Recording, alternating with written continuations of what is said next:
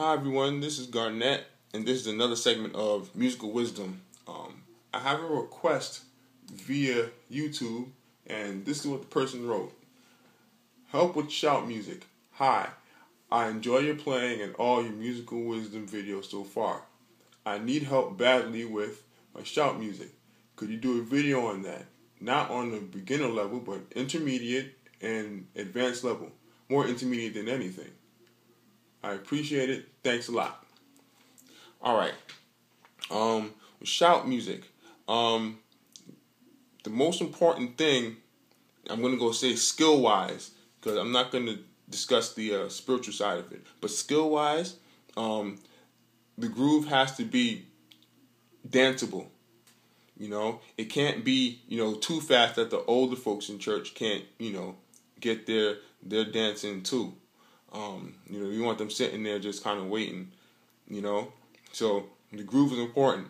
And, I kind of noticed that, different places, they shout at different tempos. So wherever you're from, whatever tempo you shout at, I guess that's what it is. I don't know. But I think the key thing with the shout is to start off simple. That's just what I think. You start off simple. Set a foundation first. So I'm going to be in the key of F first, right? So.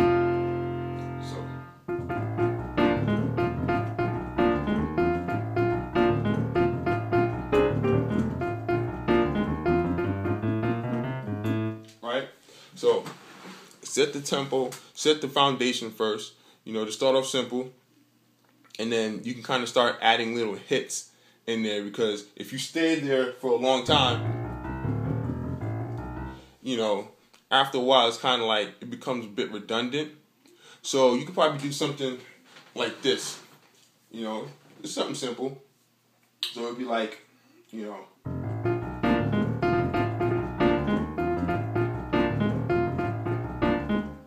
right? And then you go into something like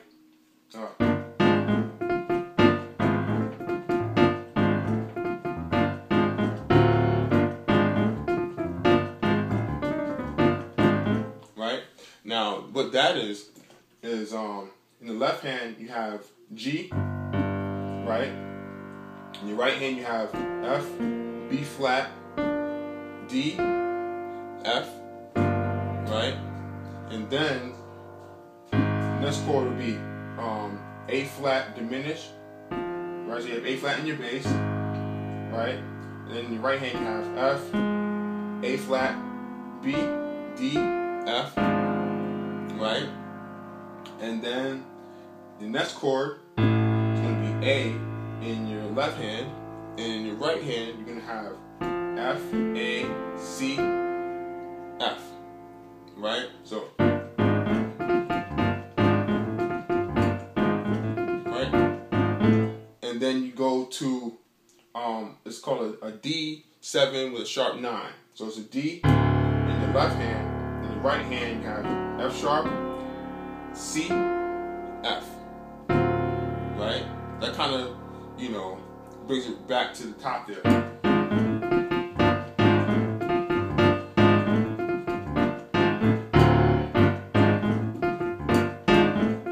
Right? And then to go back, you go back like this.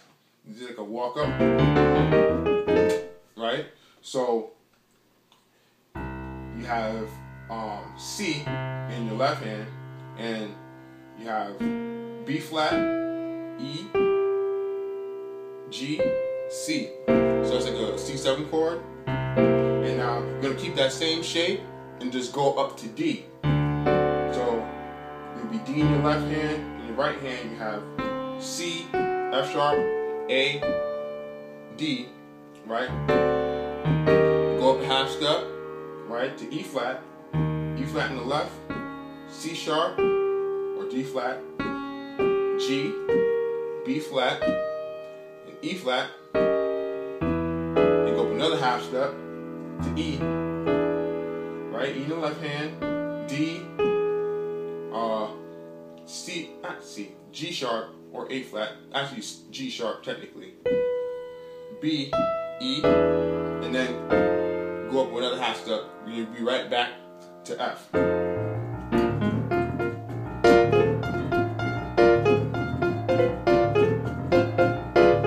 Right?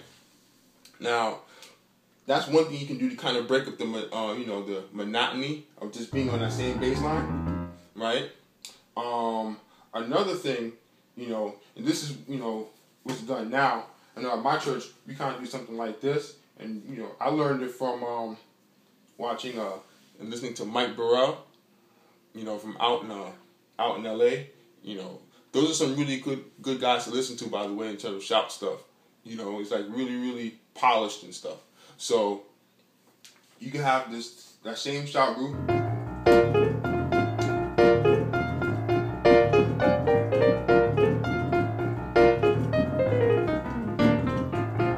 Right now.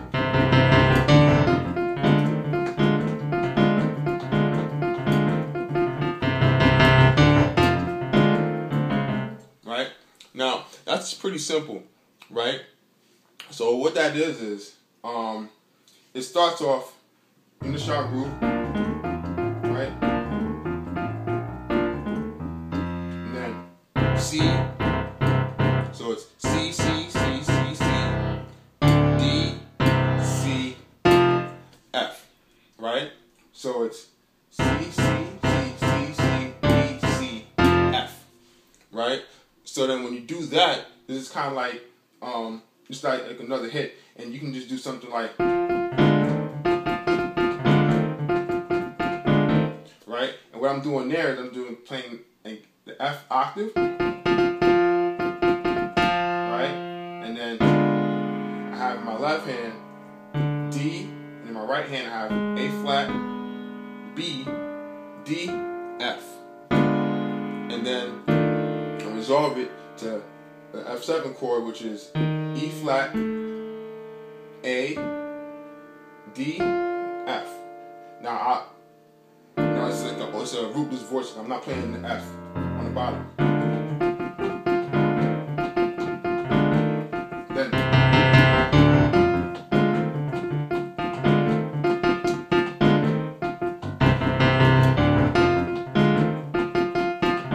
right, and then you can do that same walk up to the back up. Right? Now you can do that walk up in different ways too. You can just go 1, 2, 3, 4 back, or you can go take your time with it and then right. So you can just go back to whatever the original groove, whatever. So one thing you want to look into is also trying to find out what chords have the note F in it. So that's another way to kind of change your sound around a bit. So probably do something like, let's see, so the top of the head.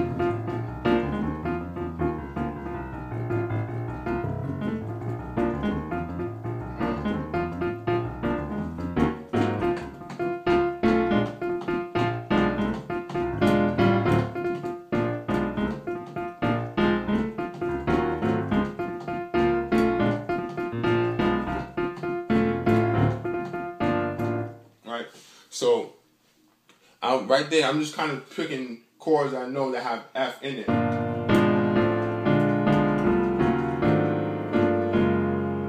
Right? So, that's only with F on the top. Right? So, I can, if I change the notes around, it'll sound more and more interesting. So, I can go like...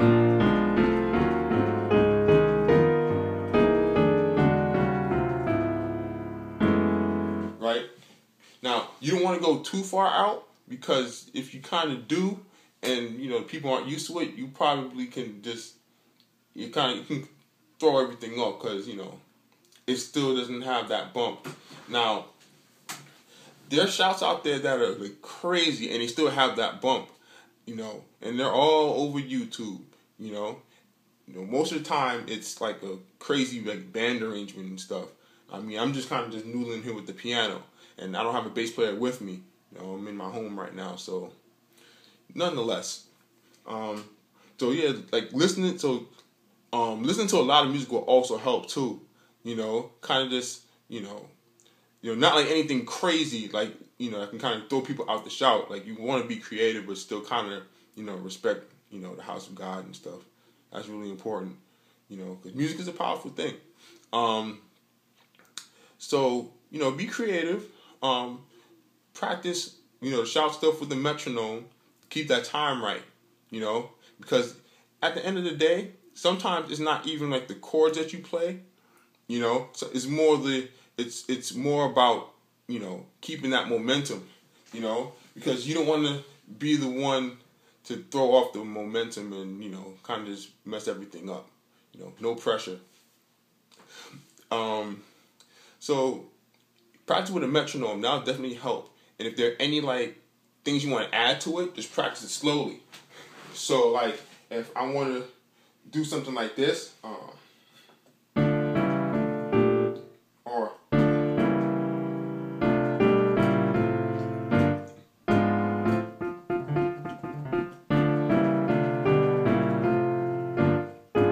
right? Now, the way I would probably practice it, I'll practice it slow.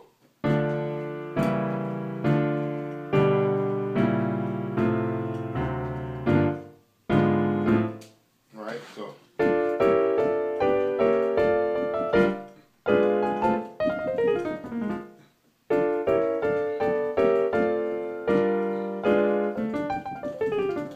Right?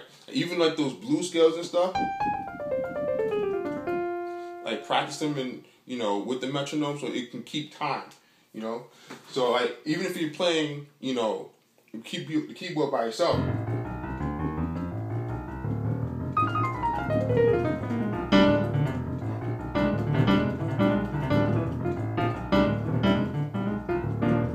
right? You want to at least, still have that groove going. So practice slowly, like.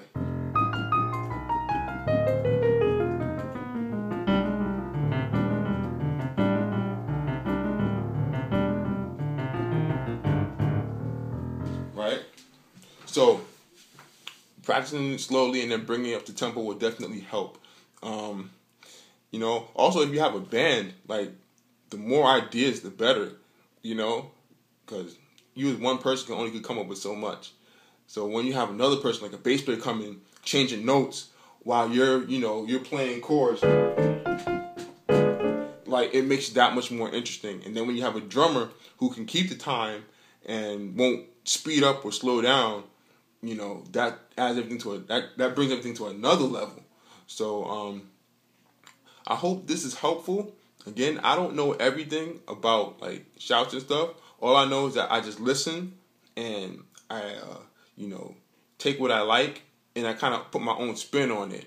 Because you don't want to be like, oh yeah, that's what you call it.